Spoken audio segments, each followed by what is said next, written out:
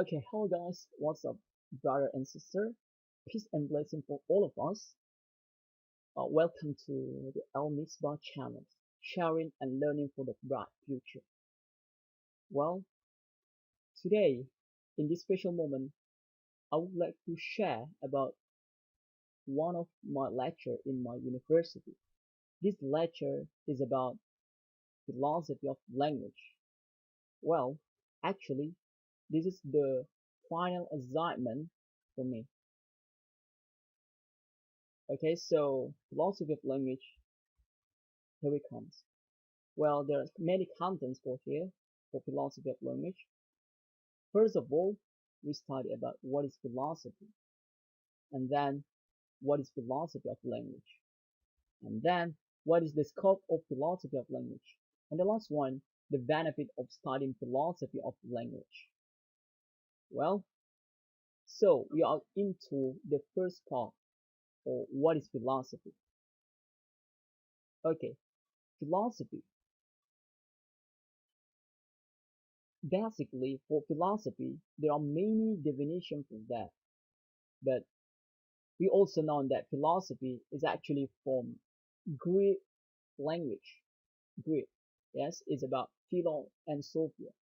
But here, actually for philosophy of language, generally, and the fundamental problems comes on first reality, and then existence, and after that, knowledge, values, reason, language, and also we study about mind. Okay, not only that, in philosophy, actually we try to find something by using ontology, epistemology, axiology, logic, ethic, aesthetic, and also metaphysics. Then after that, this is it. What is philosophy of language? Our main subject today, philosophy of language. For philosophy of language, well, also there are many definitions for that, but the main point here is we try to find out the phenomena of language.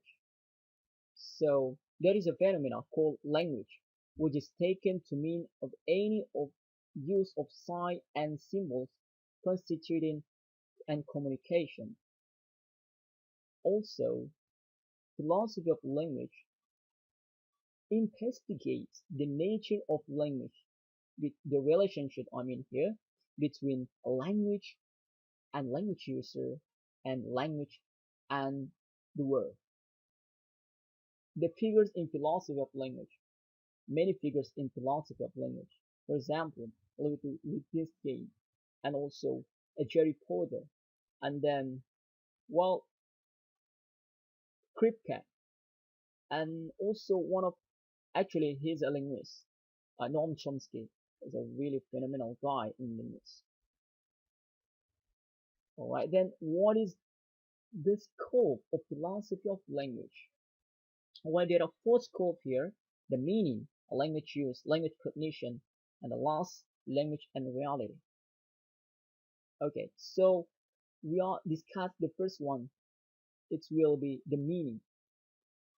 Okay, the meaning in linguistics we call semantic. So is actually talk about the nature of meaning. The nature of meaning by the divine element and type was discussed by many great philosophers before, for example, Aristotle, Augustine, and Aquinas. And according to them, meaning is a relationship between two sort of things. Okay, so this is for meaning. And then language use. For language use, we call also pragmatics in linguistics. For here, pragmatics is a subfield of linguistics and semiotics that studies the ways in which context contributes to the meaning. And then the third one is language cognition. Language cognition refers to language and talk. Well, for here, a variety of different authors, theories, and fields propose impulse between language and talk. psychologists attempt to explain the emergence of thought and language in human evolution. So, between language and thought, the main use of language is to transfer thought from one mind to another mind. So, this is actually the main use of language. And the last one, we have language and reality. Language and reality is talk about truth condition, meaning truth and the word of reality. The relationship between language and reality can be expressed by the phrase direction. There are two directions. The first direction is more intuitive to grasp. Language can reflect reality. This has been called the word-to-word direction of fit, meaning the words match the word. For example, when we say there is a cat on the mat or Socrates is bald, we are using words to match a certain state of a phrase in the word. So this is for language and reality. So there are four scope of philosophy of language. Okay, actually, in philosophy of language, we know an approach called analytic. Analytic, we happen here to analyze or division into element or principle, analytic. And we also know hermeneutic, that refers to theory of text interpretation, particularly in biblical texts, wisdom literature, and philosophical texts.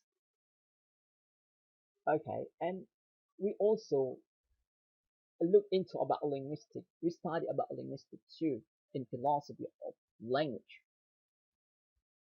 Okay, so after we study about philosophy of language, what we can get it from here? Well, we talk in benefit of studying philosophy of language. First, the contribution for material. When you are master philosophy of language, you will know in the theory or new lesson in language teaching, understand the language completely without no ambiguous. And then next, here the contribution for curriculum. If you can master philosophy of language, you can solve everything in language from all the aspects.